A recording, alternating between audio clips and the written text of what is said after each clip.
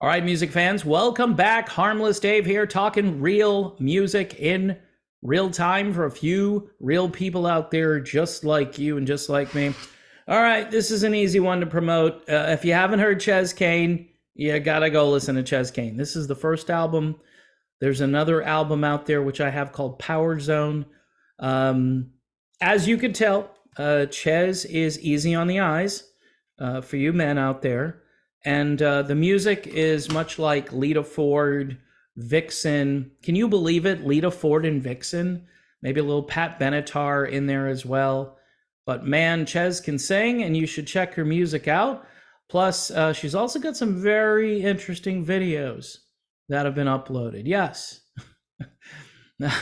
If you have a short attention span, you probably don't want to watch her videos because you might get roped into it for a while.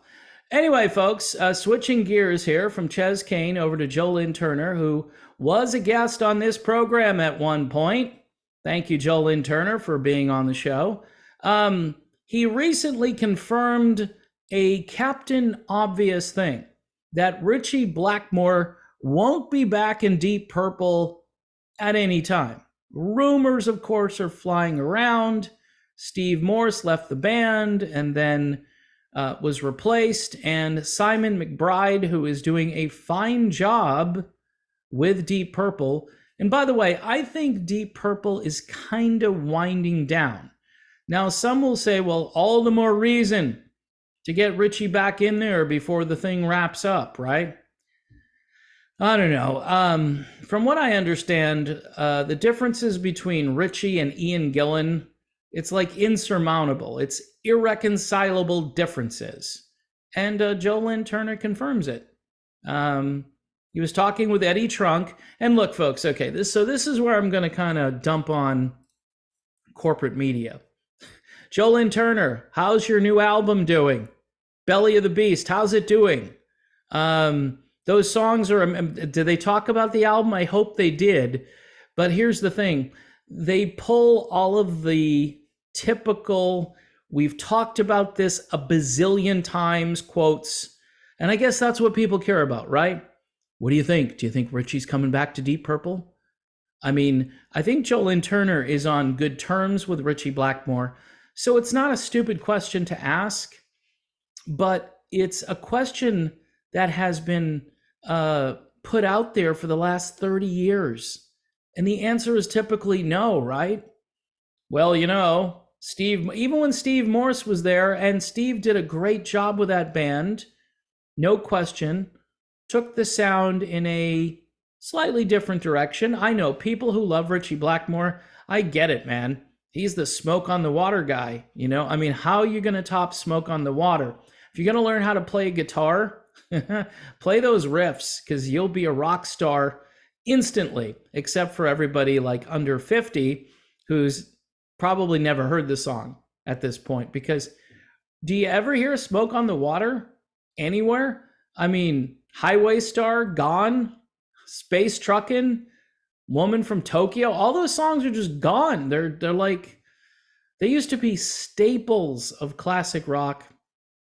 But I don't know, Deep Purple, not one of those, radio bands now. It's just weird. It's just weird what they pick to keep.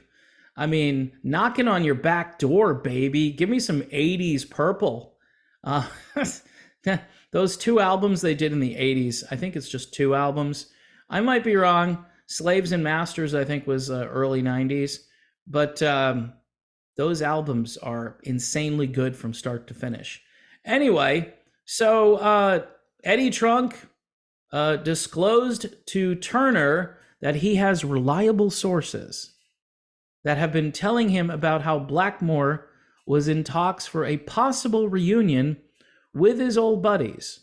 But Joe smoothly revealed that Gillan and the guitarist were very far from burying the hatchet, noting that he believed those talks were nothing but what they were, simply rumors with no truth. So anyway, folks, look, I'm actually hoping it does happen. It would be fine if it happened. But I don't know. I mean, I'm thinking, again, Purple wants to wrap things up fairly soon. I'm glad Simon McBride is there. He is a very good guitar player, but people will never let go of Ritchie. And Ritchie is a very talented guy, but he's also a very difficult person depending on who you are.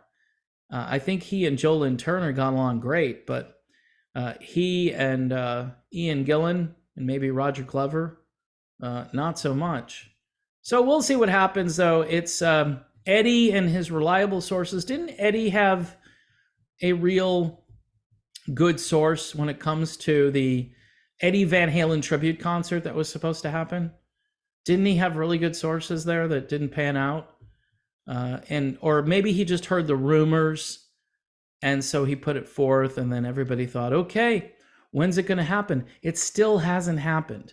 Now, I don't know exactly what he said, but I remember a couple of years ago, those rumors, I think, got started because he was talking about it, and then, of course, the kitchen sink Van Halen tour, which never materialized because obviously Eddie was in really bad health at the time. And nobody knew, with all those sources, nobody knew the health of Eddie Van Halen. So anyway, do you trust the rumor? It's great for the internet. Rumors are great for the internet.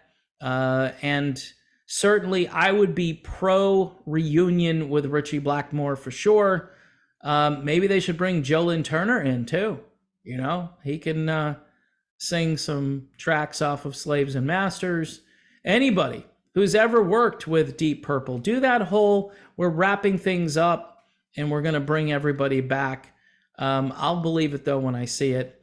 If those guys are in talks, I'm sure those negotiations are probably mostly about money. That's pretty much, if it is happening, Ritchie's going to hold his nose and do it, but he's going to get paid really, really well to do it. And I'm sure they'll sell out everywhere. I'm a little worried at this stage in the band's existence. Ian Gillan has held up well vocally, but he's kind of holding on by a couple of threads. He's learned how to sing in a certain way, which keeps it, respectable, but he's not the guy from the 1970s, and nobody expects him to be that. He's not the guy from the 1980s really either, but he's still pretty decent.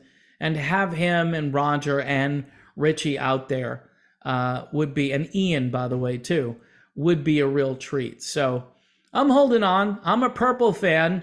I haven't forgotten about Highway Star. I know everybody else has, but I haven't. House of the Blue Light. Hey, I had the CD. I don't know what happened to it, but I used to have the CD. And anyway, folks, thanks for watching. Before I wrap this up, here's Chez Kane again. Just the album cover alone, folks, for you men especially, you really need to check out some Chez Kane.